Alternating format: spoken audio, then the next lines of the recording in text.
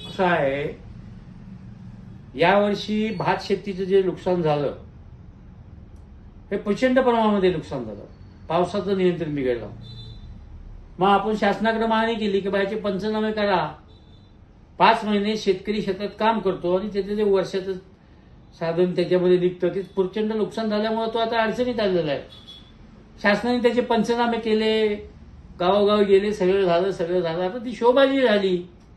1 रुपया त्याला नुकसान भरपाई मिळाली नाही शेतकऱ्यांना.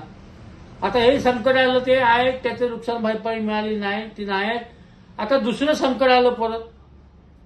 हवामानाचा समतोल बिघडल्यामुळं आता हापूस आंबा आणि काजू ह्याच्या मोहर आणायला करपला. आता कधी कधी मोहर आल्यानंतर करपल्यानंतर त्याला मध्ये परत फुटवा येतो, तोही फुटवा येण्याची शक्यता आता नाही. त्यामुळं बागायतदार आणि त्याचबरोबर परसबागेमध्ये ज्याची 2-4 कलमं आहेत तो वर्षभर विचार त्याच्यावर वाढ बघतो. आता हापूस आंबे ती 4 पैसे मिळतील, आपण त्याचा बाजार आणू, त्याचे काहीतरी करू, त्याच्या ज्या अपेक्षा असतात त्या सगळ्या पूर्णपणे अपेक्षेचा भंग झालेला आहे. हापूस आंबा हा पूर्ण हातातनं गेलेला आहे. त्याचे काजू आहेत तेही हातातनं गेलेले आहेत. सर्व हे फळ आता हातातनं गेल्यामुळं आता तरी आमची मागणी आहे, आता तरी शासनाने या कोकणासाठी काहीतरी करावं, याचे पंचनामे करावेत आणि ते हापूस आंब्याचे परसबागेतले किंवा बागायतदार लोक आहेत त्यांना 4 पैसे तरी द्यावेत.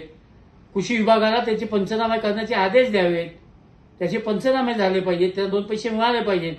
आता काय मोठ्या बागायतदारांनी विमा काढलेले आहेत, त्या विमा कंपनीवाल्यांचं इथंच धोरण आहे. त्याचे पंचनामे नाही, अजून कोण फिरकलं नाही, काय नाही. मग या कोकणातली 2 पिकं महत्वाची आहेत. एक भात शेती, हापूस आणि काजू ही जी महत्वाची पिकं आहेत. या पिकाच्या जर दोन्ही अडचणीत आल्या तर कोकणातल्या माणसाला जगण्याचं कुठल्याही दुसऱ्या प्रकारचं साधन नाही. एक तर तुम्ही केमिकल फॅक्टरी आणल्या आहेत, त्याच्यामध्ये पूर्णपणे वाट लागलेली आहे आणि त्याच्यामध्ये नुकसान भरपाई मिळत नाही. आणि जंगलामध्ये इतर फलापासून जे काय फायदे व्हायचे, मग तुमचं आवला असेल, काजू वगैरे जे आहेत ते जे काय उत्पन्न आणायचे ते नाही. आता बोंबाबोंब चालले. वाघ म्हणाले गावाकडे आले, वाघ गावाकडे आलेले नाही, आम्ही वाघाच्या गावाकडे गेलोय. त्यामुळे जंगलांची सत्यानाश झालेली आहे. या सगळ्या गोष्टीकडे शासनाने लक्ष दिलं पाहिजे आणि कोकणातले 2-3 मुद्दे जे आहेत शेतकऱ्यांचे विशेष, बाकी ते आहेत पण शेतकऱ्यांचे 2-3 मुद्दे आहेत, त्याच्यावर तातडीने लक्ष दिलं पाहिजे. आणि हे काजू आणि हापूस आंब्याची तातडीने पंचनामे कृषी विभागाला सूचना देऊन त्याचे पंचनामे करून त्याची नुकसान भरपाई मिळाली पाहिजे अशी आमची मागणी आहे. आता प्रश्न आला मच्छीमारांचा. आता त्या मच्छीमध्ये 4 पैसे कुठे मिळायचे कोकणातल्या माणसाला? त्या लोटा फॅक्टरीमध्ये, लोट्याच्या इंडस्ट्रीमध्ये केमिकल फॅक्टरी आला, त्याच्यामुळे मच्छीमारावर प्रचंड मोठ्या प्रमाणात परिणाम झाला.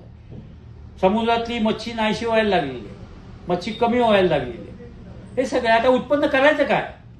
आता एक प्रोजेक्ट होता बांबू लागवडीचा. आता बांबू लागवड जर कोकणामध्ये करायची झाली तर ती जंगलामध्ये करून चालणार नाही.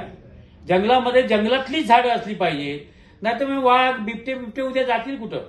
तो बांबू लागवडीचा प्रकल्प आहे. तर माल जमीन जी पडलेली आहे, गावाच्या लगत ज्या जमिनी पडलेल्या आहेत, मालाच्या लेवलच्या जमिनी, तिथं ते बांबू लागवड होऊ शकतो. त्याचा एखादा प्रयोग चालू आहे. जंगलामध्ये करून जंगलं जर तोडली गेली तर त्याच्यामध्ये हे सगळे प्राणी नाहीसे होतील. म्हणजे सगळ्या गोष्टींनी चारू बाजूनी कोकणाच्या संदर्भामध्ये अडचणीचं निर्माण झालेलं आहे. याच्यातनं शासनाने मोठमोठे तज्ज्ञ जे लोक आहेत, याचे अभ्यासक लोक आहेत, याला शासनाने जवळ करून त्याच्यातनं मार्ग काढून 4 पैसे कोकणातल्या माणसाला कसे उत्पन्न मिळतील, उत्पन्नाचं जे साधन आहे त्याचं आमचं पूर्णपणे वाटवलं झालेलं आहे. केमिकल फॅक्टरीमुळं, वातावरणाच्या हवामानामुळं, यामुळं कोकणातला शेतकरी, बागायतदार, मच्छीमार हा फार मोठ्या संकटात सापडलेला आहे. तर सरकारने बाहेर काढण्याची भूमिका घ्यावी अशी आमची मागणी आहे.